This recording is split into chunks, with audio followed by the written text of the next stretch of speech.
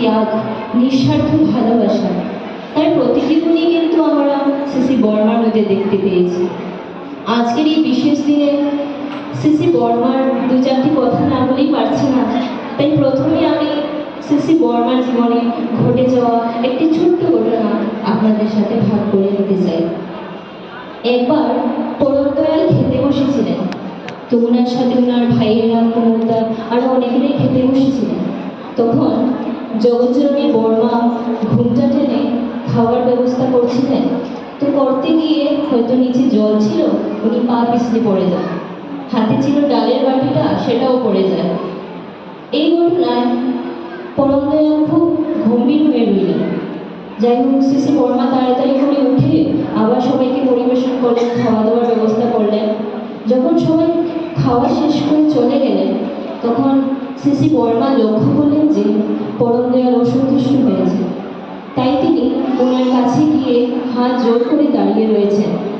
ঠাকুরের দৃষ্টি পড়ায় ঠাকুর বড়মাকে জিজ্ঞেস করছেন, কি গো, তুমি এমন করে দাঁড়িয়ে রইলে বড় বউ? তখন সিসি বর্মা পরমদয়ালকে বললেন, আমি দাঁড়িয়ে রয়েছি কারণ আমার এই ঘটনায় আপনি অসন্তুষ্ট হয়েছে, তাই আমি আপনার কাছে ক্ষমা চাইতে এসেছি।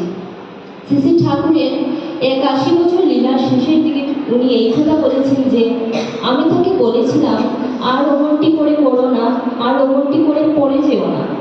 এই কথা শোনার পর থেকে শ্রী বর্মা ওনার আজীবনেও এইরকমভাবে পড়ে যাননি। এটাই হচ্ছে আমাদের মানব্য চলন।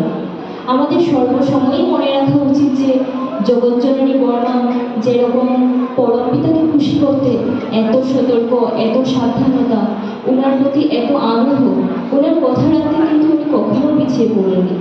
বর্মার জীবনে এরকম অনেক ছোট ছোট ঘটনা আমাদেরকে ইন্সপায়ার করে চলেছে। একজন আদর্শ মেয়ে, একজন আদর্শ মা হয়ে উঠতে হেল্প করছে। তারপর এই যে আমাদের নারী নীতি গ্রন্থ, এই নারী নীতি গ্রন্থের প্রতিটি বাণীর মানুষরূপ হচ্ছেন সিসি বর্মা। ঠাকুর বলেছেন, আমি যদি নারী দেহে জন্ম নিতাম তবে তিনি বর্মা হয়েই জন্ম নিতেন। এই যে আমাদের ইয়ং জেনারেশন, এই ইয়ং জেনারেশনকে বর্তমান আচার্যদেব এবং পূজনীয় অবিন্দাদা কেন এত গুরুত্ব দিচ্ছেন? কারণ শ্রী ঠাকুরের ভাবধারা অনুযায়ী যদি আমরা ভাবি বা দেখি যে একটি আদর্শ মা বা একটি আদর্শ মেয়ে হয়ে উঠতে আমাদের এই কুমারী স্টেজটা অত্যন্ত গুরুত্বপূর্ণ। আজকের দিনে আমরা অনেক কিছুই হতে চাই, ডাক্তার, অফিসার, শিক্ষক, এগুলো অবশ্যই ভালো, কিন্তু তার পাশাপাশি আমাদের মনে রাখতে হবে যে একটি ভালো মানুষ হয়ে ওঠাই আমাদের জীবনের বড় সাফল্য। শ্রী ঠাকুর কুমারী জীবনকে অত্যন্ত গুরুত্ব দিয়েছেন।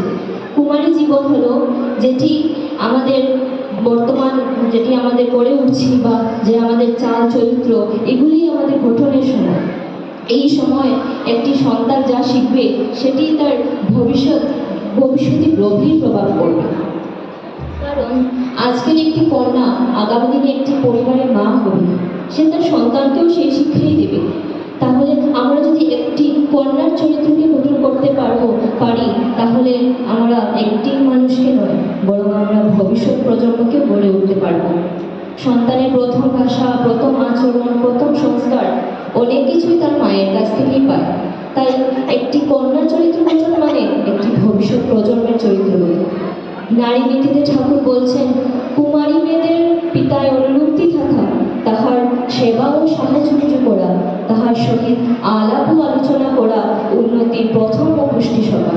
এই ছোট্ট বাণীর মধ্যে লুকিয়ে আছে কুমারী জীবনের উন্নতি, চরিত্র গঠন এবং ভবিষ্যৎ জীবনের এক বিশাল পথ নির্দেশ। আমরা যদি একটু গভীরভাবে চিন্তা করি, তাহলে আমরা বুঝতে পারবো যে একটি মেয়ের জীবনে তার মা যেরকম প্রথম আদর্শ, ঠিক তেমনি তার পিতাও হলেন প্রথম শিক্ষক, প্রথম আশ্রয়।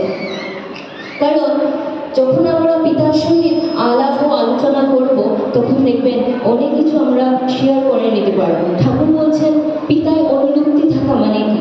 পিতায় অনুরক্তি বলতে, এখানে অনুরক্তি বলতে যে শুধু ভালোবাসা সেটা নয়। অনুরক্তি বলতে শ্রদ্ধা, বিশ্বাস, আন্তরিকতা এবং হৃদয়ের সঙ্গে হৃদয়ের একটি সুন্দর সম্পর্ক। কন্যাকে যে শুধু ভালো স্কুলে পড়ালে হয়ে যাবে তা কিন্তু নয়, তাকে এমনভাবে গড়ে উঠাতে হবে যাতে সে যেন বুঝতে পারে যে বাবাকে ভয় না পেয়ে আমি উনার সাথে শ্রদ্ধা এবং ভক্তির সহিত মনের কথা শেয়ার করে নিতে পারি। ঠাকুর আরও বলছেন যে উন্নতির প্রথম পুষ্টি সভা, অর্থাৎ পিতার প্রতি যে ভালোবাসা, শ্রদ্ধা, আলাপ ও আলোচনা, এগুলি একটি কুমারী জীবনের প্রথম ধাপ এবং এই স্টেজটাই হচ্ছে আমাদেরকে উন্নতির পুষ্টি করে দেয়। এখানে উন্নতির মধ্যে যে শুধু ব্যক্তিগত উন্নতির কথা বলা হয়েছে সেটা নয়, উন্নতি বলতে চরিত্রের উন্নতি, নৈতিক উন্নতি, তারপর ভবিষ্যৎ জীবনের উন্নতি। যে মেয়ে তার মা বাবাকে শ্রদ্ধা করতে শিখেছে সে অন্যদেরকেও শ্রদ্ধা করতে পারবে। যে মেয়ে তার পরিবারের সঙ্গে সুন্দর সম্পর্ক বজায় রেখে চলেছে সে তার সংসারকে গিয়েও সুন্দরভাবে গড়ে তুলতে পারবে। যে মেয়ে ছোট্টবেলা থেকে সেবা করতে শিখেছে সে ভালোবাসা ও দায়িত্বের মূল্য বুঝতে পারবে। ঠাকুর তাই বলেছেন আমাদেরকে, দীক্ষা নিয়ে শিক্ষা জড়িস, আচার্যকে করে সার, আচরণই ভূত জয়নে জ্ঞানের সাগর হয় না পার। কারণ আমাদের দীক্ষা নিয়ে যে শুধু মন্ত্র নেওয়া তা কিন্তু নয়, দীক্ষা হচ্ছে আমাদের ইষ্টের সঙ্গে যুক্ত করা। দীক্ষার মাধ্যমে যে সংস্কার আমাদের মধ্যে আসবে সেটাই আমাদের ভবিষ্যৎ জীবনের গভীর প্রভাব পড়বে। এখনের জেনারেশনে এখনো অনেকেরা ভাবেন যে আমরা কুমারী মেয়েদের দীক্ষা নেওয়াবো কিনা বা দীক্ষা নেওয়ার একটা প্রয়োজন আছে কিনা। এই জিনিসটি আমি একটি বাড়িতে প্র্যাকটিক্যালি ফেস করেছিলাম। তো ওই বাড়িতে ঠাকুরের ফটো লাগানো ছিল, তো স্বাভাবিকভাবে আমি দেখে বুঝতে পারলাম হয়তো ওনারা ঠাকুরের দীক্ষিত। তখন ওই বাড়ির আমি মেয়েটিকে জিজ্ঞেস করলাম যে তুমি কোন ক্লাসে পড়ো, তো ও আমাকে বললো যে ক্লাস 9-এ। তখন আমি একটি মনে মনে ক্যালকুলেশন লাগিয়ে নিলাম, ক্লাস 9-এ যখন ওর বয়স নিশ্চয়ই 13 থেকে 14 এরকমই হবে। তখন ওর সাথেই গল্প করছিলাম, তো করতে করতে ওর ওই বাড়িরই মা উনিও সামনে আসলেন। তো ওনাকে দেখে আমি বললাম জয়গুরু, উনিও আমাকে বললেন জয়গুরু। তো উনি নিজে থেকেই বলছেন যে তুমি কি দীক্ষিত? আমি বললাম হ্যাঁ আগে আমি দীক্ষিত। তো উনি বলছেন আমরা সবাই দীক্ষিত, অনেক বছর হয়ে গেছে দীক্ষা নিয়েছি, ইষ্টবিদ্যা করছি। আমি বললাম বা তাইলে তো বেশ ভালো। তখন এরা জানেন আমার মনে একটি প্রশ্ন আসলো, ভাবলাম জিজ্ঞেস করবো কি না।